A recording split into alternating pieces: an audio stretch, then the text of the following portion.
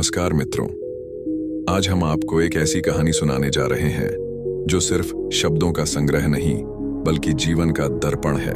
कभी कभी हम सब अपने भीतर एक ऐसी लड़ाई लड़ते हैं जिसे कोई देख नहीं पाता। मन की जंग।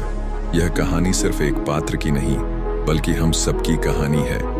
यह कहानी आपको बताएगी कि शांति बाहर नहीं, भीतर जन्म लेती है, और मन की धूल साफ हो जाए तो पूरी दुनिया बदल जाती है। तो आइए अपने दिल के दरवाजे खोलिए और चलिए एक ऐसी यात्रा पर चलते हैं जो हमें खुद से मिलाएगी। एक शांत गांव में आरव नाम का एक युवा रहता था।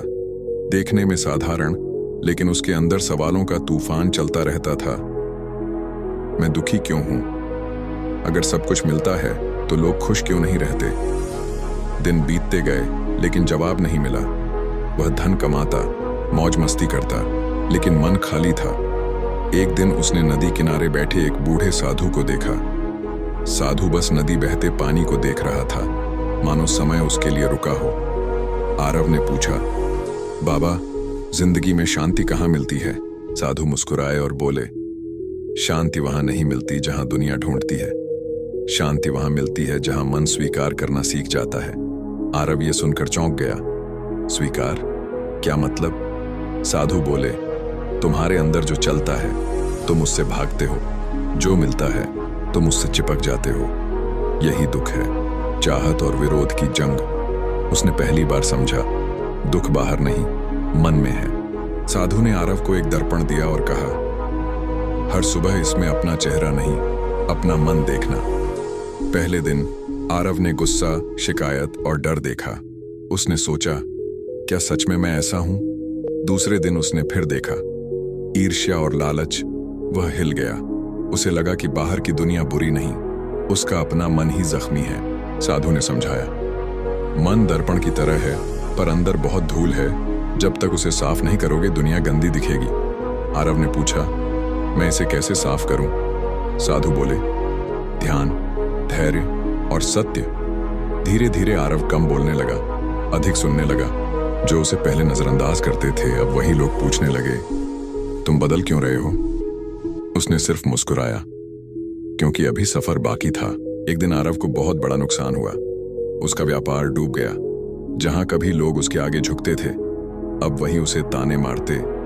देखा, जिंदगी वैसी नहीं होती जैसे किताबों में होती है। आरव टूट गया। उसने साधु से कहा, मैंने सब सही किया, फिर भी मेरे साथ बुरा क्यों हुआ? साधु ने हाथ पर जोर से चोट मारी और पूछा, दर्द हुआ? आरव बोला, हाँ। साधु मुस्कुराए। जैसे शरीर में घाव होने पर दर्द होता है, वैसे ही आत्मा सीखते समय दुख होता है। फिर बोले, हार नहीं, दर्द तुम्हारा शिक्षक है। उस दिन आरव ने सीखा। नुकसान ने उसे नम्र बनाया, असफलता ने उसे सिखाया, दर्द ने उसे मजबूत बनाया। उसने खुद से कहा, मैं गिरा हूं, हार नहीं माना। भाग 4, मौन की शक्ति। 600 शब्द। आरव अब हर सुबह ध्यान करता था। पहले मन जाल की तरह उलझता, पर धीरे धीरे शांति होने लगा। एक दिन साधु ने कहा, बोलना आसान है, लेकिन मौन समझ पैदा करता है। आरव ने पहली बार प्रकृति की आवाज सुनी, पत्तों का गिरना, पंछियों की पुकार, हवा की सरसराहट। उसे लगा मानो दुनिया पहले भी सुंदर थी, पर वह उसे देख नहीं पाया था। एक व्यापारी ने उससे पूछा, तुम्हें सफलता कैसे मिली? आरव ने जवाब दिया, सफलता बाहर नहीं, पहले अंदर जीती जाती है। अब उसकी नजर दुनिया पर नहीं, अपनी यात्रा पर थी।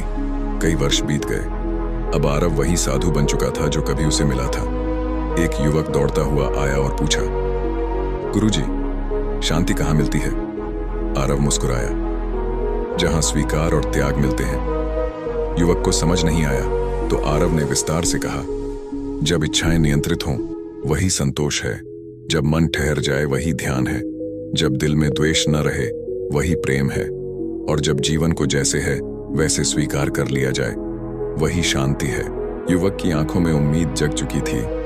आरव ने आकाश की ओर देखा और धीमे से बोला, जिंदगी समझने से नहीं, महसूस करने से बदलती है। दोस्तों, जीवन एक सफर है जिसमें हम रोज कुछ न कुछ खोते और पाते रहते हैं, पर असली जीत तब होती है जब हम बाहर नहीं भीतर जीतते हैं।